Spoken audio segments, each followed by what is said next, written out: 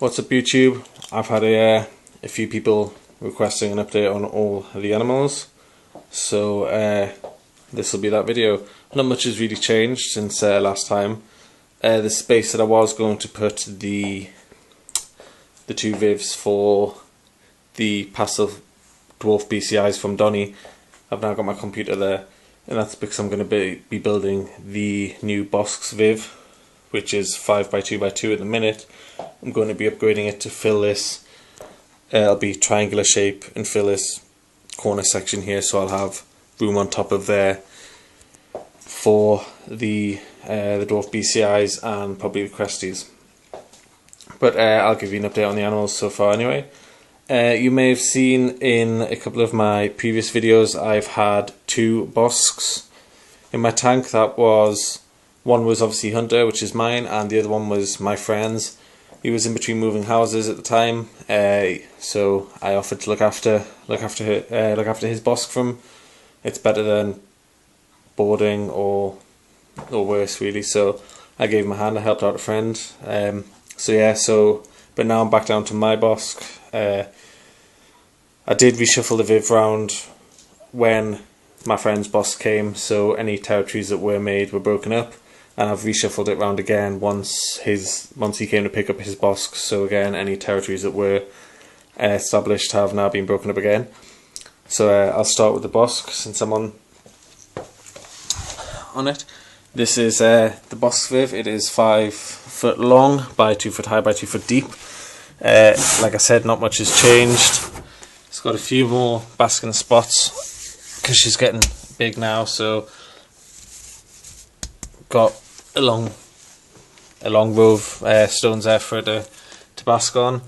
Underneath would be two par 38 bulbs, which I got from B&Q for £5 each. They're really good. They keep the temperatures perfect in the viv. Nice warm basking spots. Really, these black stones really heat up nice and nice for the Bosk and things. A 4 foot UV tube there, as always.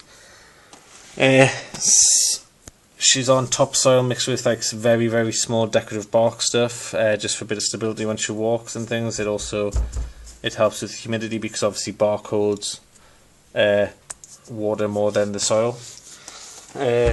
She has a water dish here, which I top up and change every day with some warm tap water. When I build the new viv, she will have a lot bigger water dish. She can barely fit in this now. She can fit in it, but her tail hangs out, or she has to curl her tail up, which I think can't be too comfortable for her. So the bigger one, she'll be able to actually swim, not far, but at least move in it.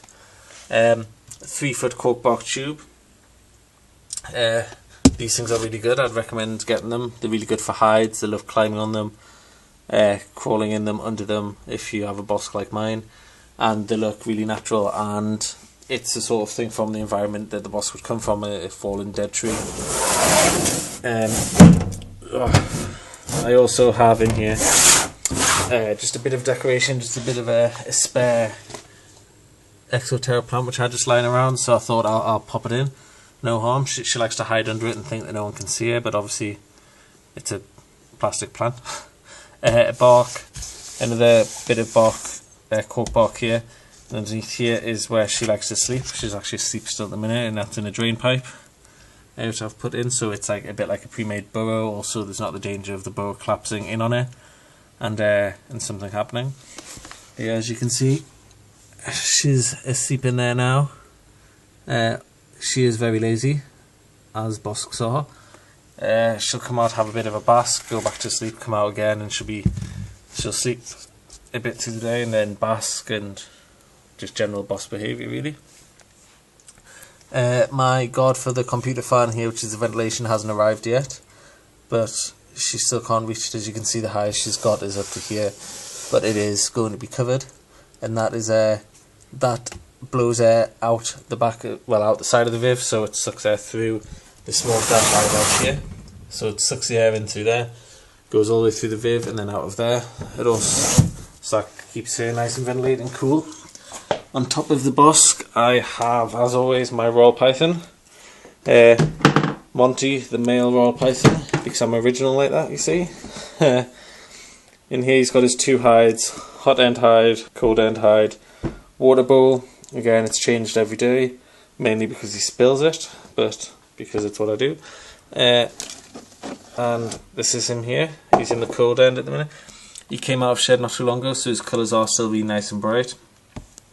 As you can see here, I posted a video up last night of him getting a bit of exercise and whatnot on the floor, a bit of interaction. He's puppy dog tame. He's the tamest royal python I've ever had, but then saying that, he is my only royal python I've ever had. So yeah, and he's just on newspaper substrate because it's easy to change with him being in the rub.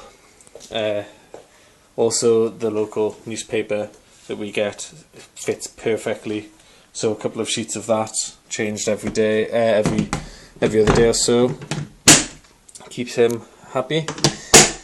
To the right of that I have a remote control bearded draken that my girlfriend got me for Christmas, which is fun for the boss to chase around when the boss has out of the Viv time, if you like.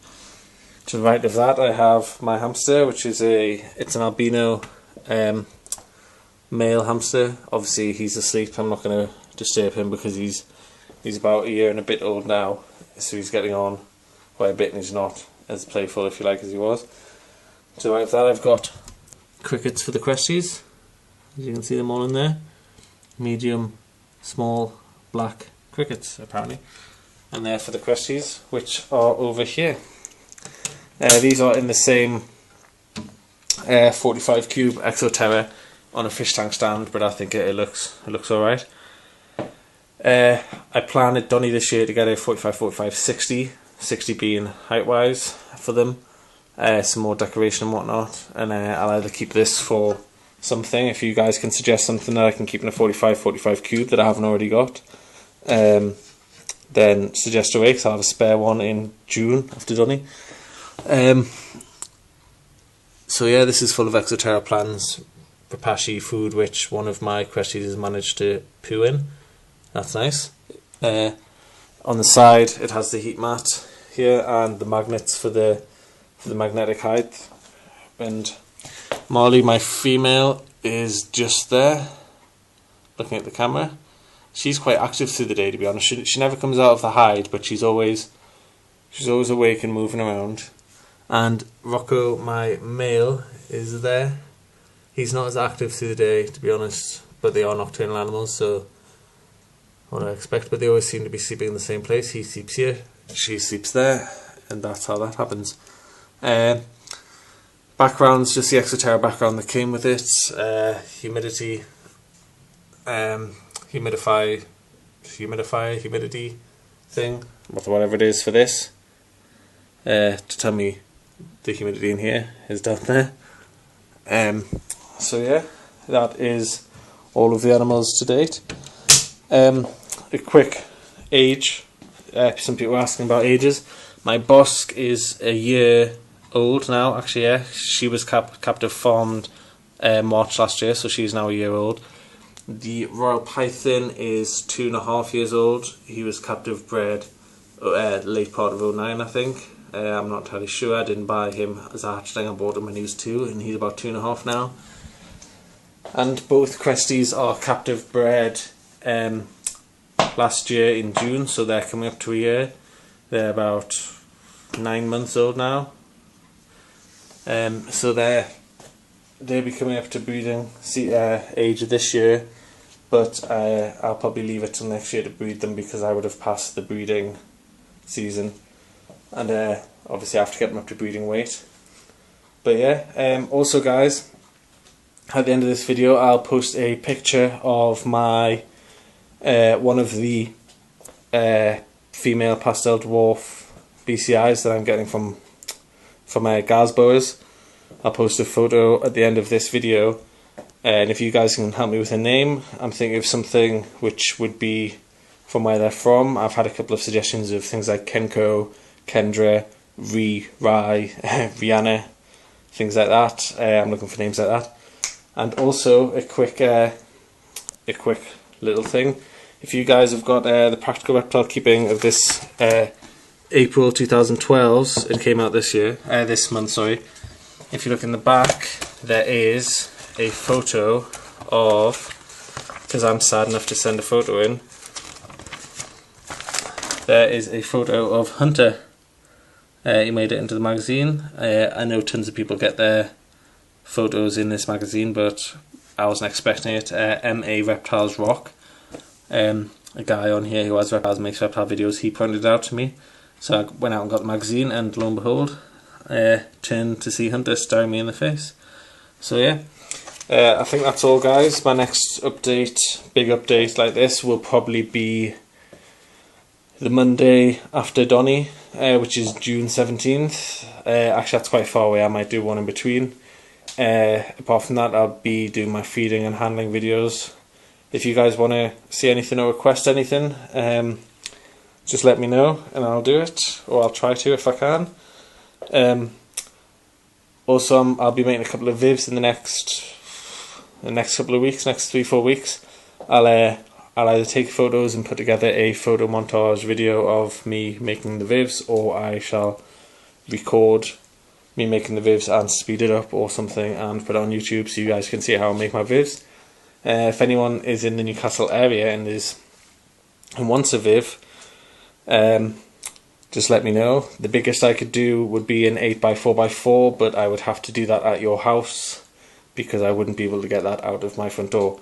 So yeah, guys, thanks for watching, and don't click away just yet because the photo of the BCI, which I need a name for, will be up next.